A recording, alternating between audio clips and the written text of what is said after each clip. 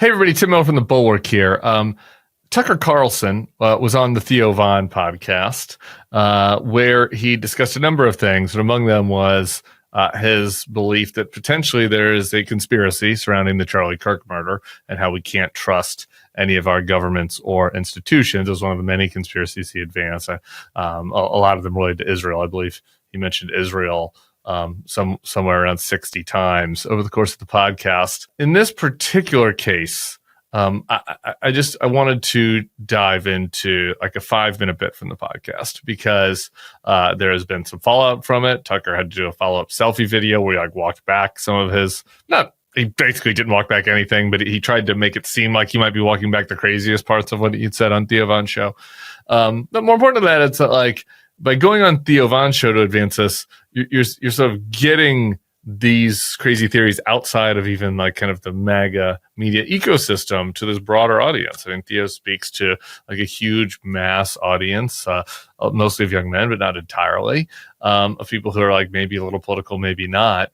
And having somebody like Tucker Carlson on there, because he's a compelling speaker in a compelling way, making people think that they can't trust the basic facts about a huge case like this, has real implications. And so I want to break it down for everybody and make it as easy to understand as possible. I want to start here. Today, on the day I'm taping this, Tyler Robinson is going to make his first public appearance in court. And I think that as this trial goes on, hopefully the facts presented will help dissipate some of these conspiracy theories.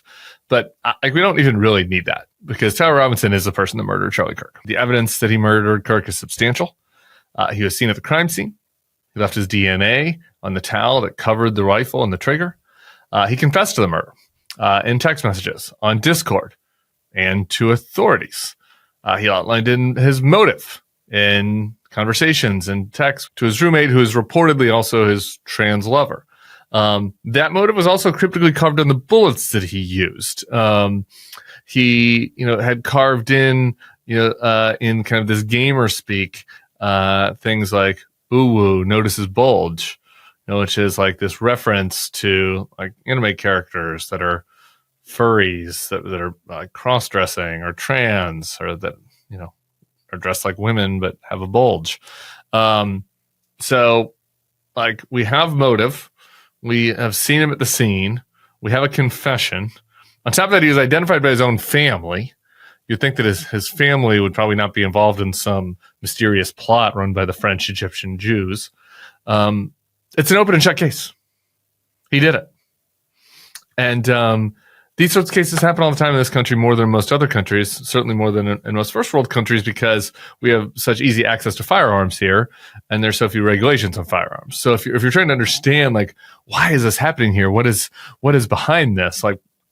What's happening here is that people get shot all the time in our country because people that are crazy or having a psychotic break or who have, kind of developed, these conspiracies, these motives about why they should go after a public figure. It's a lot easier for them to get firearms here in this country than it is in other places. And so it's a lot easier for them to act on it. That's a lot less satisfying than doing yarn on the corkboard and doing a true crime investigation yourself. But that's what's happening. So despite the fact this is very obvious, despite the fact this is an open and shut case, as mentioned, Tucker Carlson has smelled a rat. And he is open to theories being put forth by Candace Owens, insane theories that we're going to break down for you. And he shared that on Theo Von's podcast. Candace and Tucker aren't exactly sure who the rat is. They've offered a lot of theories. Maybe it's a French rat. Maybe it's a big-nosed Jewish rat, or insert your other anti-Semitic trope that they want to nod to. Maybe it's an Egyptian rat. Maybe it's an inside job. But from their perspective, what they want the viewers and listeners to think is that we cannot trust the people that are prosecuting this crime. We cannot trust our institutions. We cannot trust our court system. We cannot even trust the FBI that is run by friends of Candace and Tucker. The only people we can trust are the podcasters doing their own investigations. And they don't have answers. They just have questions. Maybe we'll never find the answers. This type of attitude has done a lot to degrade our cohesiveness as a country, and it's going to get a lot worse. And so I want to give you this Exhibit A, which is Tucker on Theo Von's show, and break it down for you. Here's the beginning of Tucker taking Theo Von and his viewers into conspiracy town on the Kirk investigation. Who was Charlie Kirk? Yep. Oh, yep. really? Oh, yeah. I didn't know that. And I love his wife and know his wife well. And so I feel emotional about it. So, I just haven't wanted everything to do with it. But I will say a couple of things. I don't understand the official story at all. Of his assassination? I don't understand it. And I want to make sure that there is a truly rigorous and honest federal investigation of it. There it is. Tucker sounds reasonable at the start. All he's looking for is a rigorous and honest investigation, but he's concerned about that. As mentioned, why is Tucker concerned about that? His friends run the government. Like Kash Patel and Dan Bongino, who run the FBI, were regular speakers at Charlie Kirk events, just like Tucker Carlson was. They all hung out in the same circles. The president of the United States, the person who is ostensibly their boss, was a huge ally of Charlie Kirk, huge friend of Tucker Carlson. The DOJ is run by Republicans. Utah is a Republican state. Why? Why is he concerned? In his little follow-up video where he tries to backtrack on this, he's like, well, the FBI is a big sprawling institution. You never know who's, hiding behind some corner over there that might be cooking the books. And it's on this case, on the Charlie Kirk case, some random bureaucrat is cooking the books. This is crazy. All right, this is how can anybody accept this? If Tucker's concerned that they're not taking this investigation seriously, he should call Kash Patel, who he's friends with, and Dan Bongino and Donald Trump, and say he should take this seriously. If Tucker doesn't trust those guys, who does he trust? Could anybody do this investigation seriously? Does he trust the regular Utahns that are going to sit on a jury and decide this? It is, the premise of this is one of those things seems reasonable at the beginning. I'm just saying we should always ask questions. I just want a rigorous and honest investigation. Okay. Well, I don't see any reason why Tucker wouldn't think that he'd be getting one here. I could see why an anti-Trump person who doesn't trust Kash Patel might think that they don't trust Kash Patel. I'd understand that. And again, in this case, we're going to lay out, I think there's just a ton of evidence, and there are a bunch of, local prosecutors in Utah who are just doing their jobs. There's no reason to believe they're part of some conspiracy. But why would Tucker not trust them? It's, if you actually press him on that, what is his answer? Maybe his answer is that he doesn't trust Kash Patel, and maybe we should learn a little bit more about that. Let's continue. I think that I don't know many of the details, but I know that recently Candace said that Egyptian registered aircraft were following Erica Kirk, Charlie's widow, around for a number of years in different places in the world. That's one of the weirdest things I've ever heard. And I just want to say that is factually true. That's true. So that's the one data point that I happen to know is true. What does that mean? I have literally no idea. I can't even guess, but that's very, very strange. And what is Egyptian? It could mean aircrafts from Egypt. Who knows? I think that they were registered in Egypt. Got it. And but that fact is true. So enough. And it also her claim that, there were kind of a disproportionately large number of foreign registered cell phones at the event. That's also true. So what does that add up to? I don't know. So here's Tucker. So Candace has laid out a bunch of weird conspiracy theories about the potential people that are involved in a Kirk assassination, and we're gonna go through all of them with you. But Tucker proffers up a couple of them. And the first one being this Egyptian plane story.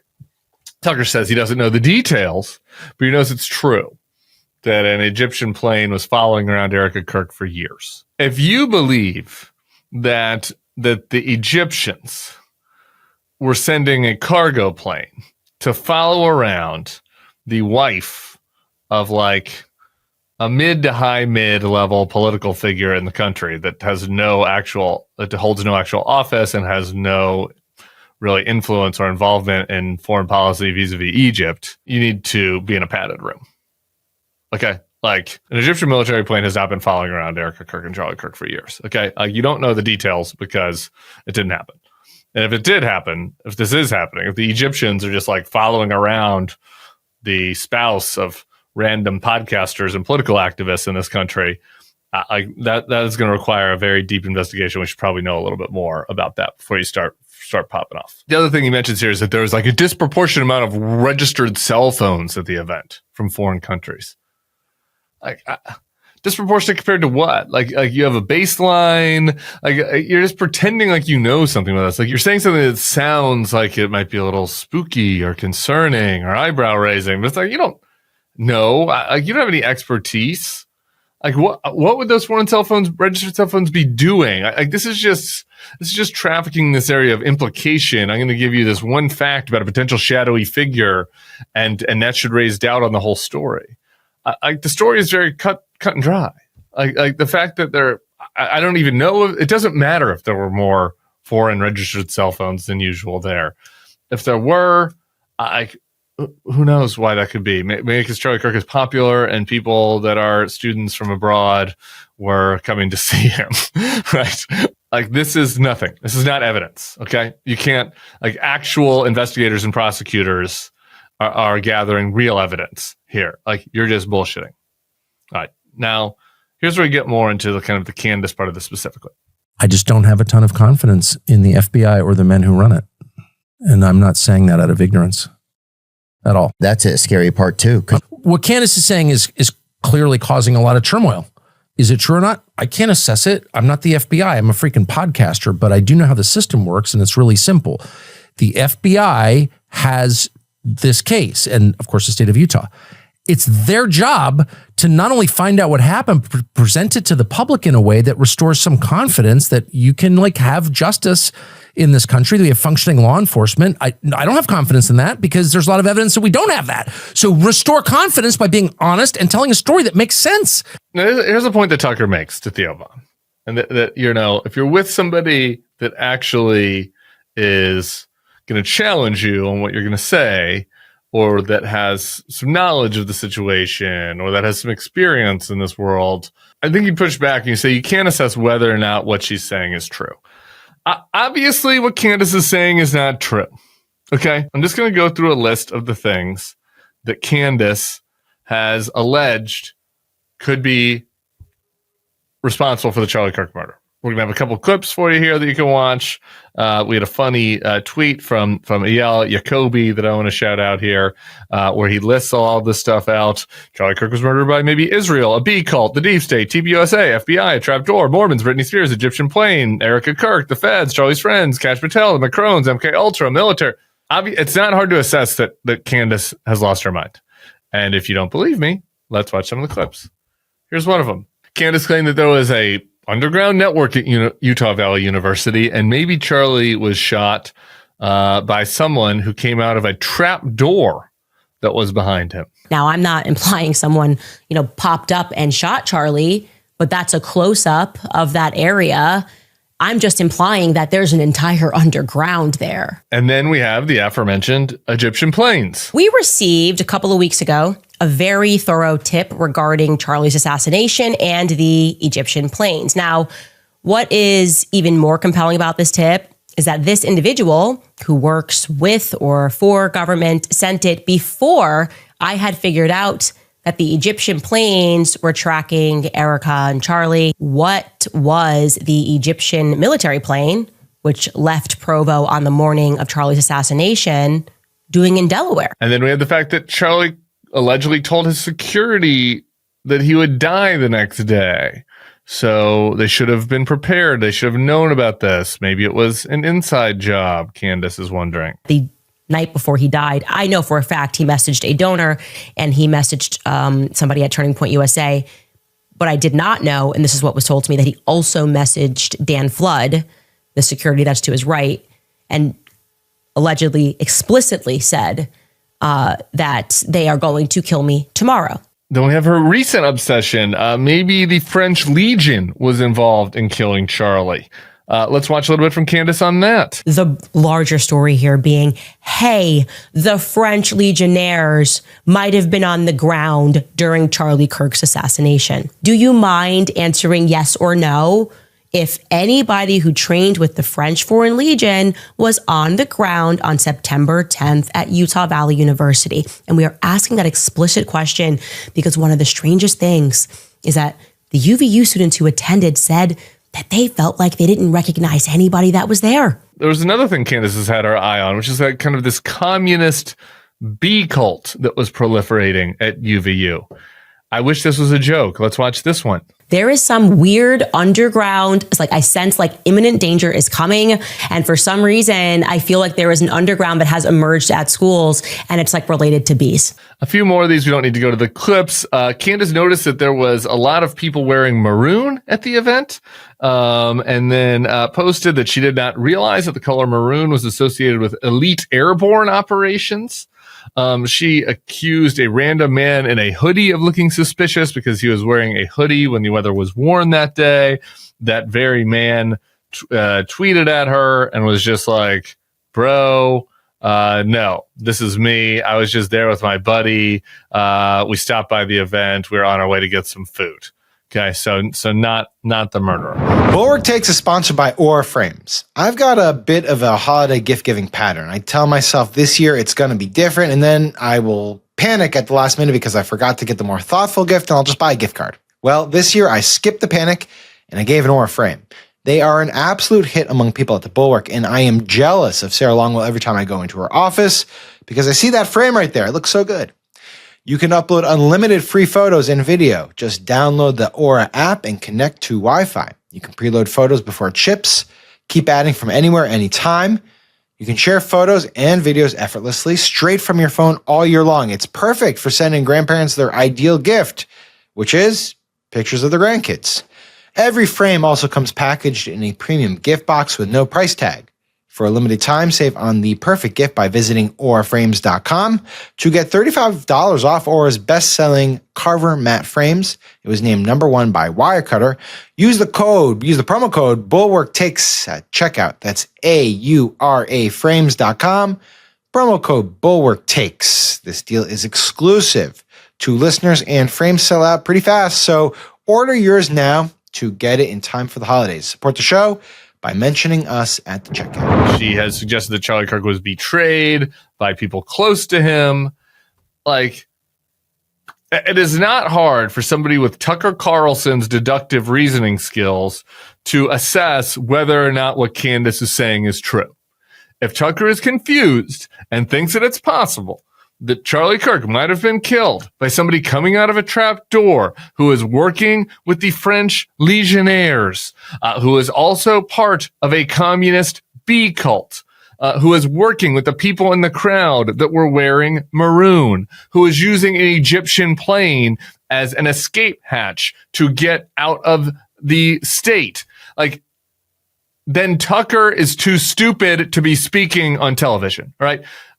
You cannot tell me that Tucker thinks that the Candace story, the maroon-wearing bee cult, trapdoor, Jewish French Legionnaire, inside job murder of Charlie Kirk is a more likely story than the Tyler Robinson story, which is that a guy who had a trans roommate / lover was upset about Charlie Kirk's rhetoric on those issues and got a gun and then went and killed him and then confessed to the murder and was turned in by his family. Like, one of those stories is an extremely straightforward story that there is a ton of evidence for and a motive.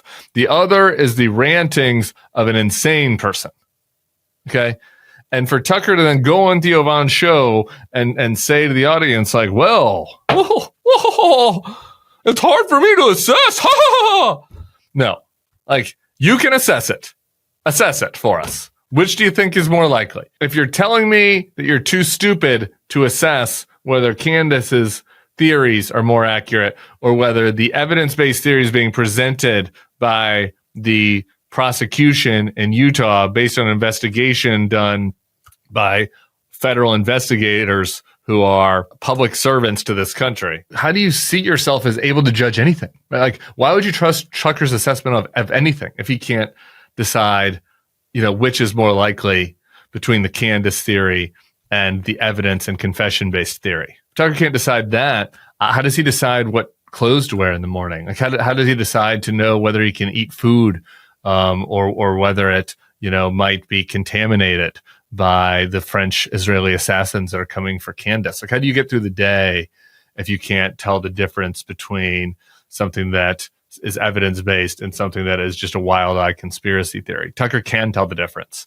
He's just pretending to not be able to tell the difference because he likes, he wants to say in good standing with Candace, and he knows that his audience is attracted to the true crime, deep state conspiracy mongering. I'm going to play a couple more clips from this with Theo because, there are parts of this that get serious, and I have a little bit of I have a different view of Theo and his role here than I do of Tucker, and I want to talk about that. But just a couple more things about Tucker talking about Candace. Here's a classic Tucker trick. He's like, oh, the people out there, the establishment is saying, like, Candace is bad. And he's making fun of them for their critiques of Candace, making fun of us, those of us that have brought facts to bear and that have criticized and made fun of Candace. And he defends her, saying, like, it's just a podcast. We're just podcasters. How can you... why are you doing this? You're just using the old, we're just simple podcasters defense. Like, it's up to them to actually present evidence. Well, for starters, they have presented evidence. Okay. And number two, being a podcaster is pretty damn important these days, being a MAGA podcaster, because you know what the deputy director of the FBI's last job was? He was a MAGA podcaster. The vice president takes your calls, Tucker. The president apparently called Candace to ask her to chill out on her conspiracy mongering about the French first lady. So you guys are pretty important. Like, the most powerful people in the world call you and listen to you for your advice. So when you go on a podcast, they're just like, I just can't tell. Was it the communist bee cult that did it? Or, we can't trust the actual investigators, the people that are doing their job for government salaries, working, trying to hold criminals to account. We can't trust those people. They might be part of a conspiracy. You should trust us instead. They're just asking questions podcasters. So you can't have it both ways, right? Like, you guys are either idiot podcasters that know nothing, in which case we should totally dismiss your opinions out of hand. That's the side I'm on, or you guys are investigating something very nefarious and serious about what's happening inside our government. And unfortunately, we live in a world where the latter is the case, at least with this government, because the president does take the views of MAGA podcasters very seriously, and he's given them important roles in his administration. So if you're going to be serious about it, then you can't do the whole, like, oh, I'm just a podcaster, game. Like, that doesn't work for me. I want to play a little bit more. But why do people like Candace so much? She's an amazing broadcaster, yes, because they sense in her she might be wrong. Is she lying to me? Not on purpose. They sense the purity of her intent. That's the truth. There's a purity in her. She's not lying on purpose. I just like, he knows Candace, I don't. If there is a purity in her and she's not lying on purpose, she needs help. And as a friend, you should be able to get her help. And I'm going to talk about that a little bit more with Theo's relationship with her. But, like, this idea that Candace is not lying on purpose, like, okay, it seems like she's lying on purpose. I mean, I don't, she's either an utter moron who's so deranged that she's, like, accusing random guys, walking through the quad at UVU to go to the cafeteria to get their Chick-fil-A, of being, involved in a murder plot with the French Legionnaires. Like, okay, either she believes that and is totally deranged, like, or she is lying on purpose. And so I don't think we should just dismiss that out of hand and be like, oh, hey, listeners, we all should be sympathetic to her. And, I'm the good guy for talking about how she's a pure of heart person. No, if it is true that she's a pure of heart person and you're a good person, you need to help her. Otherwise, I'm going to side on the side of that she's lying on purpose, because these lies are too stupid to be believed. One more clip. And I can say, as someone who's dealt with government officials my whole life, I'm not vouching for everything Candace claims. I don't even know a lot of what she claims because I'm working on other stuff, and it makes me sad also. But the point is, do I trust Candace more than I trust your average DOJ official? Are you joking? It's not even close, dude. Yeah. And here's how we bring it back full circle again. Do I trust Candace more than your average DOJ official? Are you joking? Are you joking? Are you joking? Because of, like, the answer to that is, it's so ridiculous to think you would trust a random DOJ official over Candace Owens. Then you have totally lost your mind. You've lost the plot. And frankly, you're perpetrating an insult on good people who are doing good work and serving the country, while you're trying to divide the country and undermine the country and tear the country apart, Tucker. Because most of the people that work at DOJ are people that could be making more money in the private sector. that are doing it because they love the job, because they care about the country, because they want to do important work. And to them, important work is going after bad guys who are harming the country, who are harming individuals, who are doing sex trafficking, who are complicit in violent crimes, who are defrauding the country, thieving from us. People that work at the DOJ are folks that take their job seriously, that base their indictments on evidence and facts and truth. They are patriots, and they deserve our respect. Candace Owens and Tucker Carlson are lying frauds, okay, who are trying to harm the country and undermine the country. I think the pushback to this is, we trust the average DOJ officials. Are there some people in DOJ who have used bad judgment over the course of the years? Sure. Are there people that go into the Justice Department for bad reasons or whatever? Yeah, absolutely. In any group, there are going to be bad apples. Okay. But for the most part, random people at the DOJ, career prosecutors, have sacrificed for our country and our public servants. If they do their job poorly, if they don't gather compelling evidence, or, God forbid, if they faked the evidence or defrauded, they're held accountable. They're held accountable by the judge in Utah.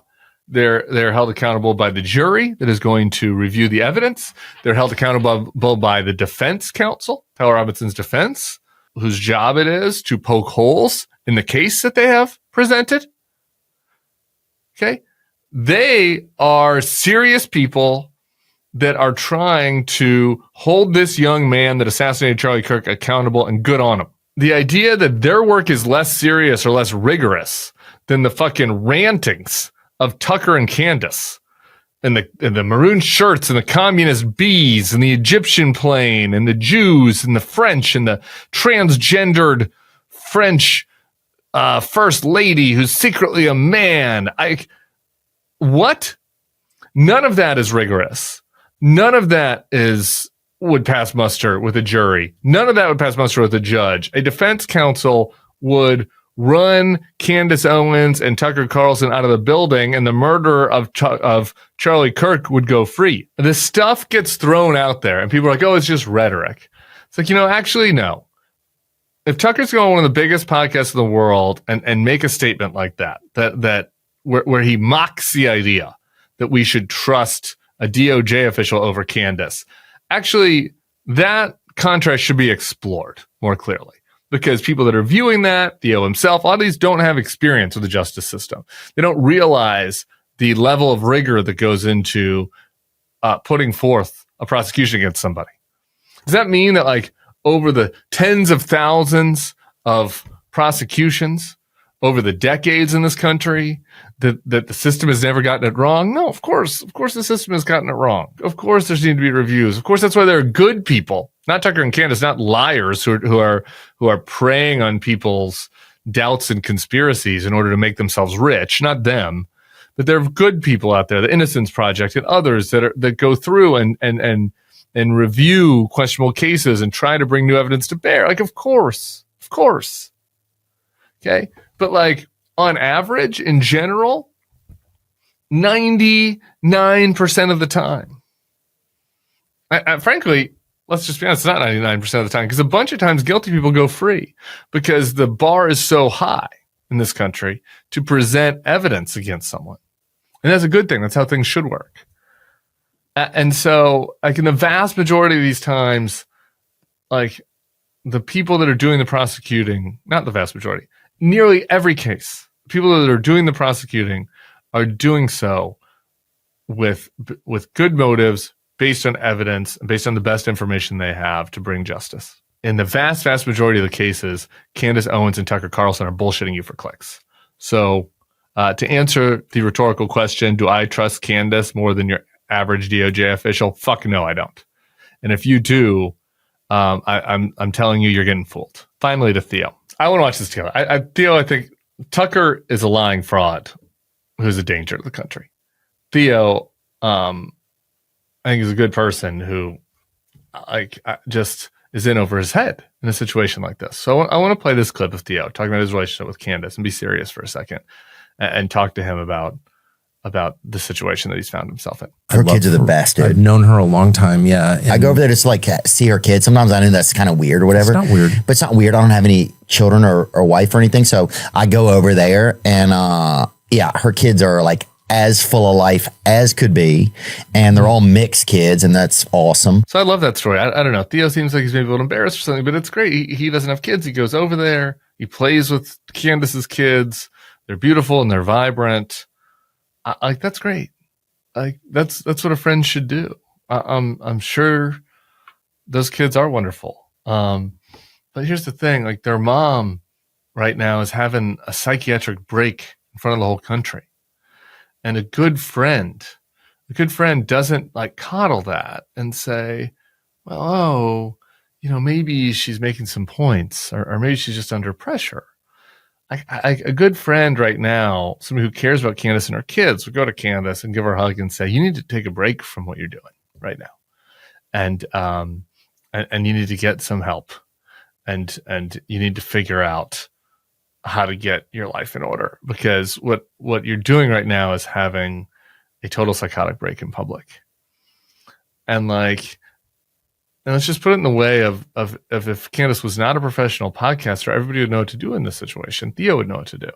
Like, if one of their friends, if one of his friends who's not a public figure, was killed, and another person in the friend group, like, after that happened, proceeded to like start posting all the time their psychotic delusions about how that friend might have been killed by the French legionnaires, and alienated the rest of the friend group by saying like that they might have been involved. Who knows? Maybe it was the spouse was involved.